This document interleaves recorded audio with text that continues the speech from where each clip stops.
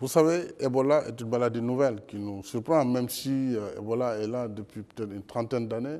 La forme nouvelle qui s'est manifestée en Afrique de l'Ouest a été tout à fait foudroyante. Et nous avons aujourd'hui près de 5500 morts. C'est beaucoup. Mais, comme j'ai eu à le dire, 5500 morts sur une population africaine de 800 millions ne mérite pas que l'Afrique soit mise au banc des accusés, soit à la limite ostracisée et mise en quarantaine. Il faut de la solidarité, il faut faire face à la maladie, il faut développer une résilience, il faut maîtriser la propagation. Nous l'avons fait jusque-là au Sénégal, puisque nous avions eu un cas, notre système de santé a pu se déployer immédiatement, et par la grâce de Dieu, nous avons pu soigner ce cas. Pour le moment, alors, lorsque ça s'est manifesté, nous avions fermé nos frontières.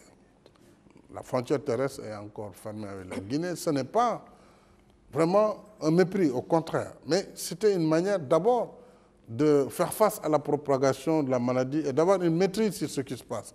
Mais aujourd'hui, que nous comprenons mieux la manière dont se propage Ebola, nous avons non seulement réouvert la frontière aérienne, les frontières maritimes.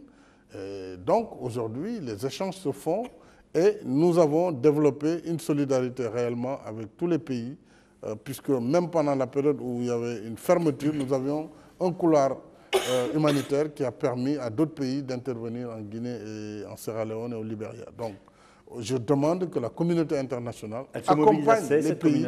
Se mobilise assez, la communauté internationale? Pas assez à mes yeux. Il y a des pays, il faut dire, qui ont été des pionniers, dont la France, les États-Unis, le Royaume-Uni. L'Union européenne a suivi, les Nations unies ont suivi par la suite.